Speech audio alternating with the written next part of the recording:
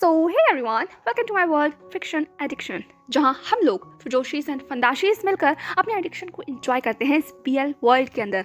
चलिए तो अपने नॉवल को स्टार्ट करते हैं जिसका नाम है hard to reach. Let start. But उससे पहले I just want to say that जो कोई भी फर्स्ट टाइम विजिट कर रहा हो वो चैनल को सब्सक्राइब किए बगैर मत जाना और वीडियो को लाइक कर देना। ओके, चलिए स्टार्ट करते हैं।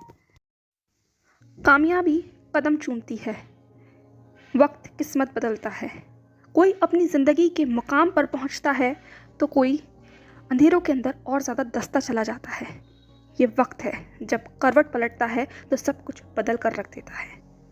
पर हम इंसान हैं, अगर वक्त हमारे खिलाफ है तो हम भी उसके खिलाफ जाकर पूरी कोशिश करते हैं आखिरी दम तक उस चीज़ को हासिल करने की जिसे हम पाना चाहते हैं।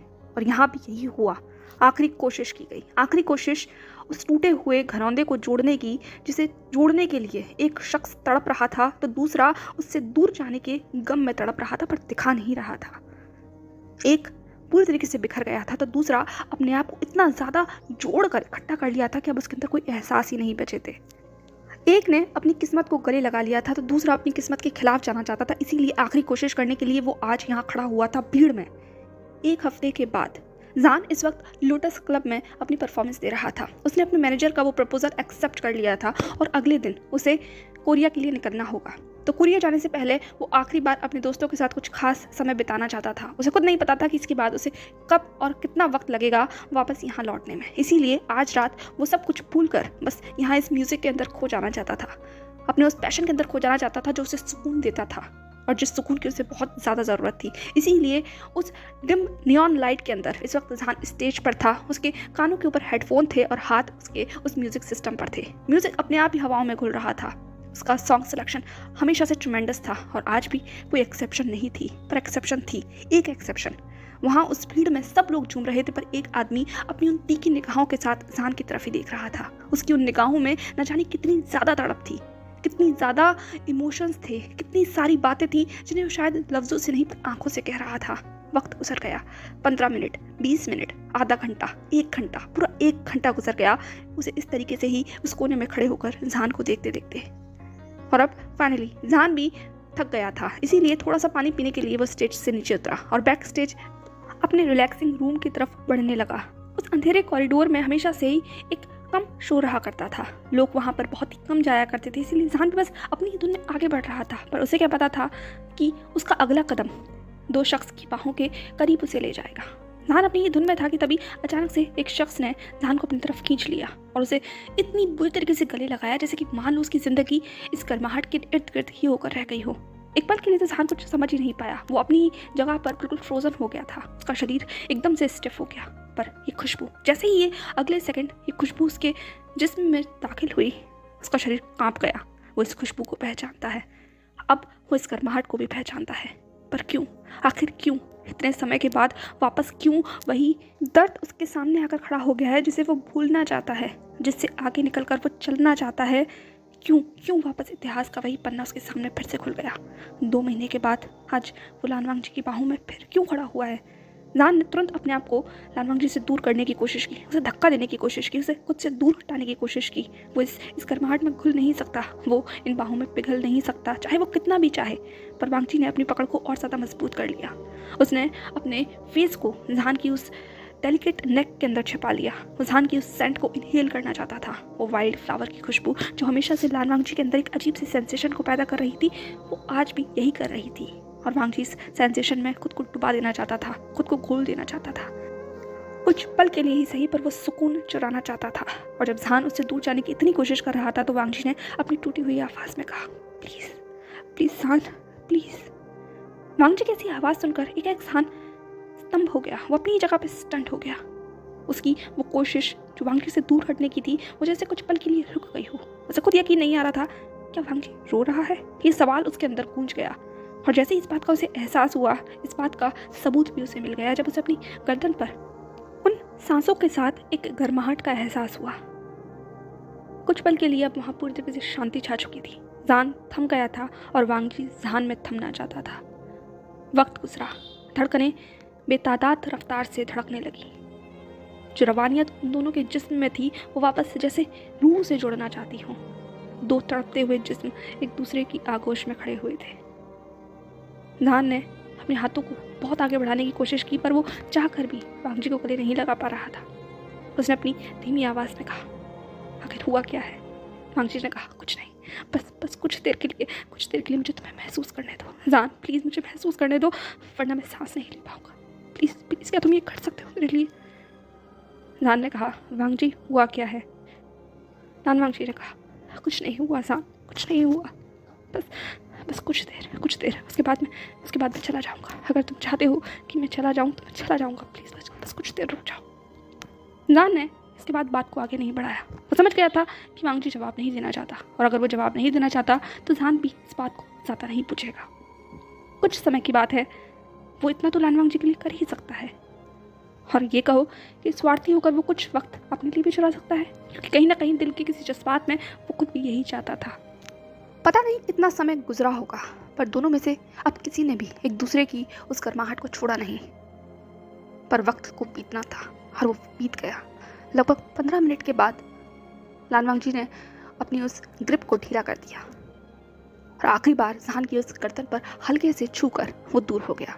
जान को जैसे ही उस छून का एहसास हुआ था, उसने अपनी आंखों को बंद कर लिया था। वो इस सब को रोकना चाहता है, वो इस वक्त को रोकना चाहता है, वो लानवांगजी को अपनी बाहों में रोकना चाहता है, पर वो कह नहीं सकता। देखते ही देखते वांगजी अब जान से दूर हो चुका था और जान के जिस्म पर एक बार फिर से वो ठंडी हवा अपना काम कर रही थी। जान ने अपनी आंखों को उठाकर वांगजी के चेहरे की तरफ देखा। वांगजी के हाल बहुत ज़्यादा बेहाल हो रखे थे। उसका चेहरा देखकर साफ कहा जा सकता था कि वो काफ़ी लंबी रातों से सोया नहीं है। बाल बिखरे हुए थे। आज उसके चेहरे पर वो चार्म नहीं था जो चार्म हमेशा से उसे भीड़ में सबसे अलग बनाता है। आज तो वो कोई बिखरा हुआ टूटा हुआ इंसान लग रहा था, और ये चीज़ कहीं ना कहीं जान के दिल को भी तोड़ रही थी। जान ने कहा, मिस्टर वांग, मैं उम्मीद करता हूँ कि तुम ठीक हो। लानवांगजी ने कहा, मिस्टर वांग, जान, क्या तुम आखिरी बार मुझे लानजान कहकर नहीं बुला सकते? एकदम से जान चौंक गया। उसने कहा, आखिरी बार? इस बात का क्या मतलब है? हम भविष्य में भी टकरा सकते हैं। आप जानते हैं ना हम लोग कितने ज़्यादा करीब हैं। आखिरकार आपकी फियांसे मेरे बहुत करीब हैं, और आजकल तो मुलाकातें होती रहती हैं। जान ने अपनी आंखों को तीखा करते हुए कहा। उसके शब्द बेशक कड़वे थे, पर उन शब्दों के अंदर एक बहुत तेज आवाज़ छिपी हुई थी जो चीख कर ये पूछना चाहती थी कि आखिरी बार का क्या मतलब है? लानजान, आखिर तुम करना क्या चाहते हो? क्या तुम वापस मुझसे कभी मिलना नहीं चाहते? क्या कभी देखना भी नहीं चाहते? क्या मैं तुम्हें दूर से देखकर भी खुश नहीं हो सकता? पर अफसोस, जान ने इन सब शब्दों को पूरी तरीके से मोड़ दिया था और अपनी आवाज़ को ठंडा कर लिया था, ताकि उसके दिल की गर्माहट लानवांगजी तक पहुंच नहीं पाए। पर जवाब देने की जगह वांगजी ने तो जान को अपनी तरफ खींच लिया था। उसने अपने हाथों को जान की उस वेस्ट में डाला था और उसकी आंखों में देखते हुए कहा, पता नहीं जान, पता नहीं, मैं नहीं जानता आगे क्या होगा।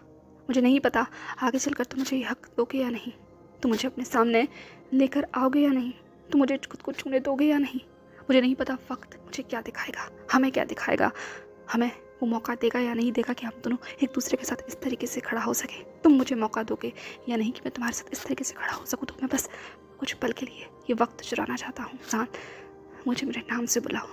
आखिरी बार मैं तुम्हारे होठों से मेरा नाम सुनना चाहता हूँ। Just call my name with your beautiful lips. ये कहते हुए लानवांगजी ने बहुत हौले से अपने हाथों को जान के उन होठों के करीब ले जाकर रख दिया। वो जान के उस ब्यूटीफुल मोल को छूने लगा जिस मोल पर हमेशा से उसकी निगाहें रहती थी। आज भी जान के ये होठ उतने ही मुलायम हैं, उतने ही खूबसूरत हैं, उतने ही सुर्ख गुलाबी हैं जैसे हमेशा से रहा करते थे। उन दोनों के बीच की गर्माहट धीरे धीरे बढ़ रही थी। जान के अंदर भी वो इमोशन जैसे करवटें ले रहे हों। जान ने वांगजी की आंखों में देखते हुए कहा, तो तुम सिर्फ इतना ही चाहते हो कि मैं तुम्हें तुम्हारे नाम से बुलाऊं? ये कहते हुए जान वांगजी की आंखों में और गहराई से देखने लगा। वो पूछ तो सिर्फ इतना ही रहा था अपने अल्फाजों से, पर उसके अंदर के सवाल ख़त्म नहीं हुए थे। उसके सवाल चीख कर ये कह रहे थे, क्या तुम सिर्फ मुझसे अपना नाम सुनना चाहते हो? क्या तुम हमें मौका नहीं देना चाहते? क्या तुम और कुछ नहीं सुनना चाहते? क्या तुम उस सवाल का जवाब नहीं सुनना चाहते जो तुमने मुझसे उस दिन पूछा था? क्या उस प्यार का इजहार नहीं सुनना चाहते जो तुमने उस दिन किया था? हाँ, क्या तुम ये नहीं सुनना चाहते कि मैं तुम्हारे लिए क्या महसूस करता हूँ? तुम कुछ नहीं सुनना चाहते, ना तुम हमें मौका देना चाहते। क्यों वांगजी, आखिर क्यों कर रहे हो तुम ये सब कुछ मेरे साथ और खुद के साथ? क्यों ये मुश्किल बना रहे हो चीज़ों को जो चीज़ें इतनी आसान हैं? क्या तुम एक बार मुझे गले नहीं लगा सकते, मुझे थाम नहीं सकते? मैं वादा करता हूँ अगर एक बार तुमने एक कदम मेरी तरफ आके बढ़ाया तो मैं तुम्हें थाम लूँगा। इस पूरी दुनिया के सामने मैं तुम्हें थाम लूँगा। वांगजी, just one step, one more step, damn it. पर अफसोस ये सारी चीज़ें जहान के अंदर ही चीख कर रह गई, कुछ बाहर नहीं आया सिवाय सवाल के कि क्या तुम यही चाहते हो। वांगजी ने जहान की तरफ अपने आप को और झुका लिया। उसने अपने फॉरहेड को जहान के फॉरहेड से मिला लिया। जहान के उन खूबसूरत बालों में जैसे खो जाना चाहता था, वो बाल जो हमेशा से इतनी खूबसूरती से जहान के सर के ऊपर यूँ लहराते रहते हैं। आज वांगजी इन बालों को आखिरी बार छूना चाहता था। वांगजी ने जहान के उन बालों पर अपना हाथ फिराते हुए कहा, फिलहाल के लिए मैं बस इतना ही चाहता हूँ। मैंने अपने नाम को अपनी माँ के अलावा सिर्फ तुम्हारे मुँह से सुना है। ये हक मैंने सिर्फ तुम्हें दिया है जहान, और मैं एक बार फिर खुद का नाम तुम्हारे मुंह से सुनना चाहता हूँ। I just want to hear you, Zaan. Just one last time. Can you call me? Can you call me with my name? Just want to hear that name, that beautiful feeling. I just want to feel it. Please मुझे बुलाओ ताकि मुझे महसूस हो सके कि हाँ, मुझे पुकारने वाला अभी है। बुलाओ ज़ान, प्लीज़ बुलाओ। लानवांग जी इस तरीके से कह रहा था तो ज़ान की आंखों से खुद ब खुद आंसू लुढ़क गए। उसे खुद भी एहसास नहीं हुआ कि वो कब लानवांग जी की बाहों में पिघल गया और उसने कस कर वांग जी को गले लगा लिया। उसने अपने होठों को लानवांग जी की उस गर्दन के पास ले जाते हुए उसे न जाने कितने सारे किसेस कर दिए, इतने सारे सॉफ्ट किसेस जो ज़ान शायद खुद भी गिन नहीं सकता था। वो दोनों एक दूसरे की बाहों में ऐसे ही एक दूसरे को कस कर पकड़ कर खड़े हुए थे। ज़ान ने अपने आप को लानवांग जी के उस ईयर के करीब ले जाते हुए उसके ईयर लोब पर सॉफ्टली किस किया और फिर अपनी उस धीमी सी आवाज़ में कहा, लान ज़ान। ज़ान के मुंह से अपने शब्द वांग जी को एक नई जिंदगी देने के काबिल थे। वांग जी का पूरा शरीर जैसे कांप गया। ज़ान की वो गर्म सांसें उसके पूरे शरीर के अंदर एक अलग ही काम कर रही थी। ज़ान जितनी बार लानवांग जी को लानज़ान के नाम से पुकारता रहा, वांग जी की पकड़ ज़ान पर उतनी ही ज़्यादा मजबूत होती चली गई। दोनों एक दूसरे की बाहों में जैसे घुल गए थे और एक बार ज़ान ने लानज़ान का नाम पुकारना शुरू किया तो वो रुका ही नहीं। न जाने कितनी बार उसने लानज़ान का नाम पुकारा और कितनी बार इस बीच में वो वांग जी के उस ईयर पर किस कर चुका था, उसे छू चुका था। लानवांग जी के अंदर से आती हुई वो सेंट, वो फ्रेग्रेंस ज़ान को दीवाना कर रही थी, बेकाबू कर रही थी। वो बस इस वक्त वांग जी की बाहों में घुलना चाहता था, खोना चाहता था। दोनों एक दूसरे के अंदर समाना चाहते थे और न जाने वो बहुत कुछ क्या क्या करना चाहते थे, पर दोनों ने ही खुद को रोक लिया। वक्त गुजरा और अब दोनों अलग हो गए थे। ज़ान ने खुद को संभालते हुए वांग जी की आंखों में देखा और धीमी आवाज़ में पूछा, are you feeling better now? Wang ji ने तुरंत अपनी आंखों को झुका लिया। उसने सर हिलाते हुए कहा, much better, more than better. मुझे ऐसा लग रहा है कि इतने समय के बाद मुझे सांसें नसीब हुई हैं। थैंक यू सो मच ज़ान, thank you so much for this. मैं सच में ये चीज़ नहीं भूलूंगा। ये कहते हुए फाइनली वांग जी ने अपनी आंखों को ऊपर उठाया था। ज़ान इन आंखों में एक दर्द देख सकता था, एक अजीब सी चीज़ को भी महसूस कर सकता था जो चीख कर उससे बहुत कुछ कह रही हो। और ये चीज़ कहीं ना कहीं ज़ान के दिल की धड़कनों को बढ़ा रही थी। एक अजीब सा डर उसके अंदर जगा ले रहा था। उसके होठ खामोश हो गए। वांग जी ने कहा, thank you one last time and I am sorry. आज के बाद मैं तुम्हें इस तरीके से परेशान नहीं करूँगा। मैं जानता हूँ मेरा ये सब कुछ करने से तुम्हें तकलीफ़ हो रही है ज़ान, तुम्हारी आंखें बताती, तुम्हारी बॉडी बताती है, पर आई एम सॉरी। मैं थोड़ा सेल्फिश हो गया था ज़ान, बट आई प्रॉमिस ये लास्ट टाइम है। दैट्स पर इससे आगे वांग जी कुछ कह ही नहीं पाया। वो कुछ कह ही नहीं सकता था। उसने अपनी मुट्ठियों को कस लिया, ज़ान की तरफ देखा और फिर बस बिना कुछ कहे वो वहाँ से चला गया और ज़ान वही ऐसे ही खड़ा रह गया। क्या अधूरे से शब्द थे जो वांग जी ने उससे कहे थे, इसका मतलब वो भी ठीक से समझा भी नहीं था। और वांग जी उसे यहाँ ऐसे ही छोड़कर फिर चला गया। आखिर इस बात का मतलब क्या था? ये सब कुछ था क्या था ये सब कुछ? वांग जी तो वहाँ से चला गया, पर ज़ान उस जगह न जाने कितनी देर तक ऐसे ही खड़ा रहा, ऐसे ही अकेला, ठंडा, बिल्कुल सन्नाटे में और उन एहसासों में जो वांग जी अपने पीछे वहाँ छोड़ गया था। इस बात को और इस मुलाकात को लगभग 1 महीना गुजर गया। 1 महीना इन सबको बीते हुए, पर ये गुजरा नहीं था, वक्त गुजरा था। एहसास अभी भी दो तरफा थे। ज़ान इन सब चीज़ों के बीच में शायद भूलने की पूरी कोशिश कर रहा था। ज़ान अब कोरिया में था, वो अपने परफॉर्मेंस पे परफॉर्मेंस दे रहा था। उसके लाइव शोज़ हो रहे थे, उसके बैंड को प्रमोट करने की हर पुरजोर कोशिश की जा रही थी। वो इतना ज़्यादा बिजी हो गया था कि उसके पास शायद इन सब चीज़ों के लिए समय नहीं था, या यूँ कहो वो समय निकालना नहीं चाहता था। वो लगातार आगे बढ़ रहा था, आगे सब कुछ पीछे छोड़कर। जैक्सन भी उसके साथ था। वो लोग काफ़ी सारे शोज़ कर रहे थे, लाइव शोज़, जगह जगह जाकर ज़ान अपने सॉन्ग्स को प्रमोट कर रहा था जो उन्होंने इतने महीनों से लिखे हैं। वो सारे सॉन्ग धीरे धीरे कर लॉन्च हो रहे थे। जहान इस वक्त अपने करियर के शायद टॉप नोच पॉइंट पर था, ऐसे पॉइंट पर जहाँ से नीचे देखने पर सिर्फ लोग ही नजर आएंगे और वो अकेला उस टॉप पोजीशन पर खड़ा हुआ है जब उसके साथ कोई भी नहीं है, कोई भी नहीं। और जिस शख्स को वो चाहता है वो तो उससे बहुत दूर है, बहुत ज़्यादा दूर। वहीं जहान जितना आगे बढ़ रहा था उसके दूसरी तरफ चाइना में भी हालात कुछ अलग नहीं थे। चाइना में भी हलचल तेज थी। कोई और शख्स भी था जो आगे बढ़ रहा था, या यूँ कहो अपने आप को आगे बढ़ने के लिए पूरी पुरजोर कोशिश कर रहा था, और वो था लान वांगजी। फाइनली सब कुछ डिसाइड हो चुका था, सारी प्रिपरेशन हो चुकी थी, बैंक्वेट हॉल तैयार था, प्रेस कॉन्फ्रेंस हो चुकी थी, बड़े बड़े मीडिया हाउस के कैमरे इस वक्त उस बैंक्वेट हॉल में थे। न जाने कितनी सारी निगाहें इस वक्त उन कपल को देख रही थी जो उस सेंटर पॉइंट में था, जिसके ऊपर फ्लैश लाइट थी।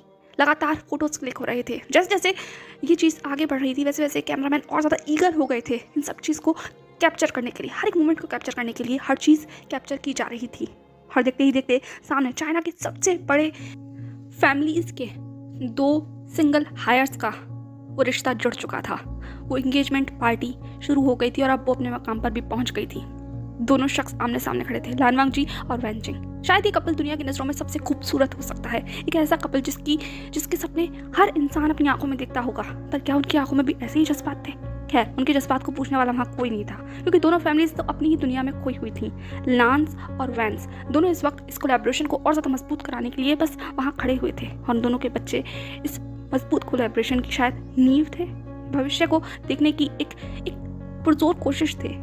और इस कोशिश के तले उनकी ज़िंदगी कहाँ जा रही है इस बात के बारे में शायद किसी को परवाह नहीं थी। रिंग्स एक्सचेंज हो चुकी थी, परफेक्ट फोटो भी क्लिक हो गई थी, जो अगले दिन की खबर बनने के लिए पूरी तरीके से तैयार थी। आज इंगेजमेंट थी और इंगेजमेंट के जस्ट अगले दिन वेडिंग थी, यानी कि कल आने वाले कल में ये लोग अब वैन और लान नहीं रहेंगे, ये लोग मिस्टर एंड मिसेस लान हो जाएंगे।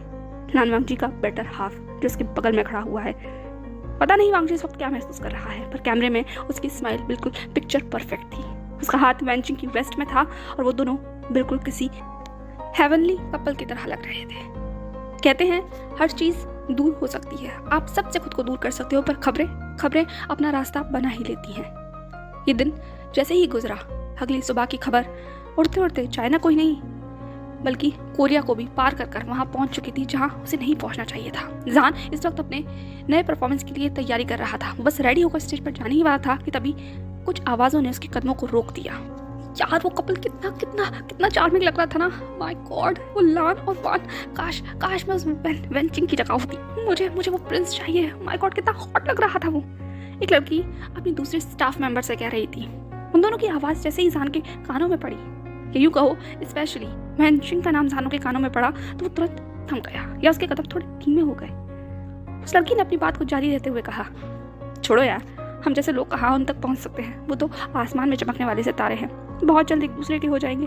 आज उनकी शादी है, आज पूरे मीडिया के अंदर यही चहल पहल मची हुई है, सोशल मीडिया कितना ज़्यादा तमतमाया हुआ है इस बारे में देखो। मुझे तो बस शाम का इंतजार ही नहीं हो रहा, मैं तो बस उस वेंचिंग को उस वेडिंग गाउन में देखना चाहती हूँ। मैं भी देखना चाहती हूँ कि आखिरकार वो अपने स्पेशल डे पर क्या पहनती है।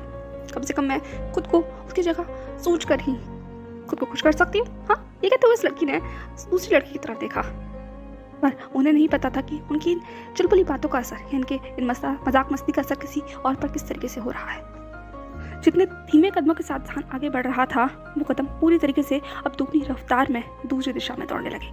जहान इस तरीके से दौड़ रहा था जैसे कि उसे कुछ नहीं पता कि उसे कहाँ जाना है, बस उसे इस खबर को पुख्ता करना है कि जो कुछ उसने भी सुना है वो सब कुछ सही है।